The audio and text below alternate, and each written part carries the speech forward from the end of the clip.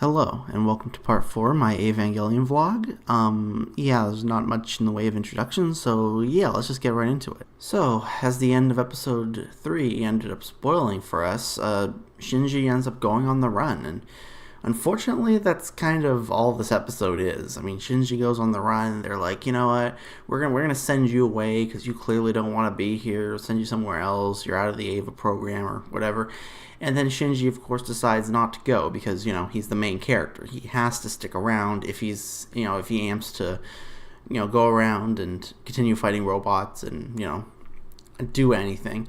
So, I mean, I don't know. It kind of would have been nice if it wasn't really spoiled, in the little next time on segment, Maybe like, oh, there's some sort of problems at home and that like Shinji has to deal with that or something. Like it would have been nice if they didn't just spoil that, because that would have been like a neat reveal. Like, oh no, Shinji didn't come home last night. Oh no, he's driving the midnight train going anywhere, and all that. But I don't know. It is what it is, I guess. For what the episode was, it really wasn't too bad. I mean, for all intents and purposes, it was a really mellow experience. You got to see Shinji just sitting there listening to, I don't know what the hell he's listening to. It's like just some sort of commercials or music or something. I don't know.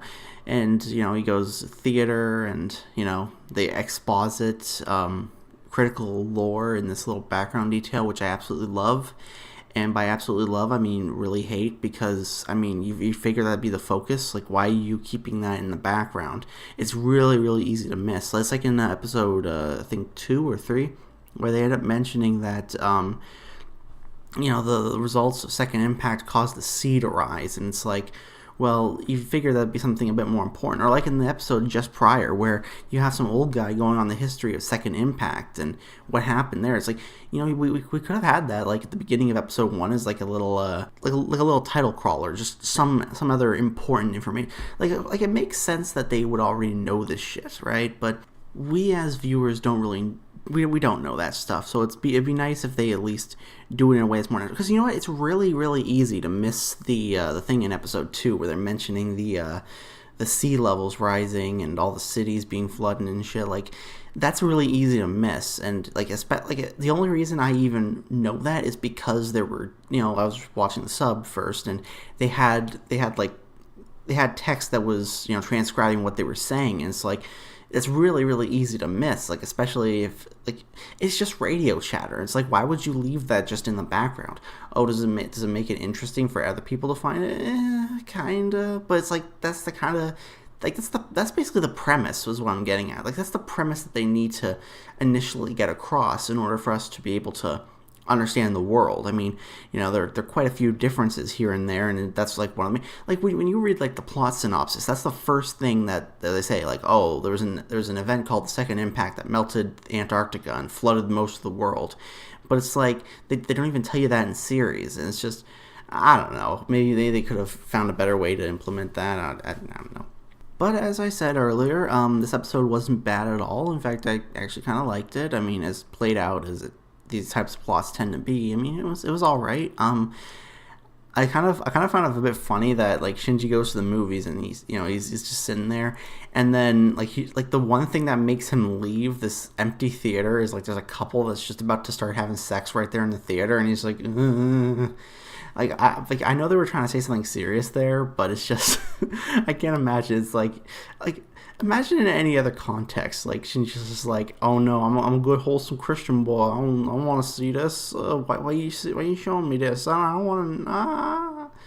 But but anyways, yeah, that was kind of amusing to me. I also liked they accurately reflected how fucking loud cicadas are. I mean, Jesus Christ, those guys are like that was really freaking deafening. It was so loud. And, I guess they were trying to make some sort of emotional thing. It's like, oh, well, this is like, he's feeling overwhelmed. It's like, dude, it's just cicadas. Like, I could understand being overwhelmed by that shit, because, god damn it, cicadas are just really fucking loud. So I guess that's pretty much it. We did get this, God, I'm an idiot. I should have mentioned this earlier. The bully and nerd characters did end up reappearing in order to apologize to Shinji. I honestly thought by episode 2, like, because I hadn't heard of them, like, as any of the main characters, I figured that they wouldn't be around very much. Now, I'm assuming that they'll probably be phased out in a few episodes or so, and they'll just be, like, little background characters that occasionally appear here and there, but I really didn't expect for them to stick around this long. I really thought they'd be kicked out of the plot, but, they stuck around a bit, and I think it kind of it was all right. That's what I'm saying. It was all right. But I think that's pretty much the end of basically what happened in the episode. Again, nothing much happened, so I mean, there's not really much to talk about. But hopefully, the next episode will have a lot of stuff to talk about because we're going to be focusing on Rey, and I mean, that's got to be pretty interesting, right? I mean, we kind of been seeing her popping up throughout the episodes, and now we're finally going to get some, context for what the hell's going on with her, why she's the littlest cancer patient and all this. But, yeah, I guess that's pretty much the end of this episode. Thank you for watching, and I'll see you next time. Bye.